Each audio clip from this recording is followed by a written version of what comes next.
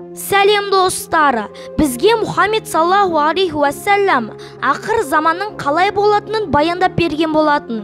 Алайда оны көбі біле бермейді. Біз бүгін сіздерге пайғамбарымыз Мұхаммед саллаллаху алейхи уассалам баяндаған ақыр заманды айтатын боламыз. Ең бірінші ақыр заман жақындағанда жер бетін тұман қаптайды. Ол тұман 40 күн, 40 түн бойы жалғасады. Сосын қиямет күні жақындағанда Дәджал есімді кісі шығып, адамдарға өзін құдаймын деп танытып, өзінің жолмен жүруге үндейді. Дәджал сөзі өтірікші деген ұғымды білдіреді. Пайғамбарымыз Мұхаммед саллаллаху алейхи уассалам Дәджалды былай сипаттаған: оның сол көзі соқыр, маңдайында кәпір деген жазуы бар, қалың қою шашты.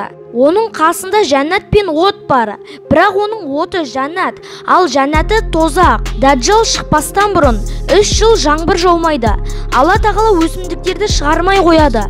Тіпті көктен бір ғана тамшы тамбай, жерден бір көгерген өсімдік шықпай қалады. Адамдар ашаршылыққа ұшырап, бірін-бірін жей бастайды. Содан соң Дәджал шығып, мен сендердің раббыларыңмын деп айқай салады. Сосын Дәджал өзіне сенбеген бір адамды алып өлтіре салады. Сосын Дәджал халыққа бүйтіп айтады: егер мен мұны өлтірген адамды қайта тірілсем, сендер мені құдай ретінде санайсыңдар ма дейді. Ал халық бірден я деп жауап береді. Дәджал таяғын алып, бағанағы өлтірген адамды тірілте салады. Бұны көргендердің көбі оған селіп кетеді. Бірақтан Дәджалдың бұдан басқа көптеген сиқыры болатын.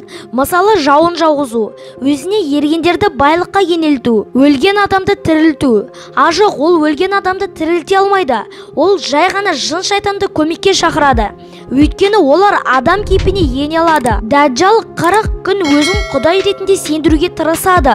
Ал сосын Хазіреті Иса пайғамбар түседі де, Дәджалды өлтіріп адамдарға сендердің құдайларың осы ма? Ол өліп қалды ғой дейді. Хазіреті Иса пайғамбар жер бетіне әділдік орнатады.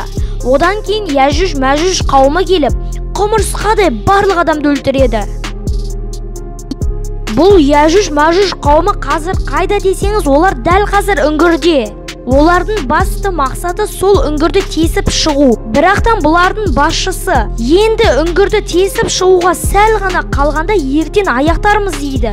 Содан соң Алла тағала оны бұрынғы қалпына келтіреді. Сөйтіп жалғаса береді. Бірақтан бір күні олардың басшылары аузына алғаш рет иншалла деген сөзді қолданады. Яғни ертең аяқтарымыз Алла қаласа дейді. Сосын келесі күні еңбектердің зая кетпегенін байқап сыртқа шығады. Ары қарай ол жер бетіндегі барлық нәрсені қиратып, барлық адамды өлтіреді. Содан соң жер ғайып болады, тіпті Қағба, Құранға дейін. Достар, осы видеоны қорытындылай келе, бостан босқа күнә жинамағанымыз дұрыс. Егер де сіздерге осы видео ұнаса, дәл қазір арнамызға тіркеліп, лайк басып кетіңіз және қоңыраушаны бассаңыз, бұдан да қызықты видеоларымызды жіберіп алмайсыз. Ендеше сіздермен бірге болған бұл қызықты мәліметтер арнасы. Сау болыңыздар.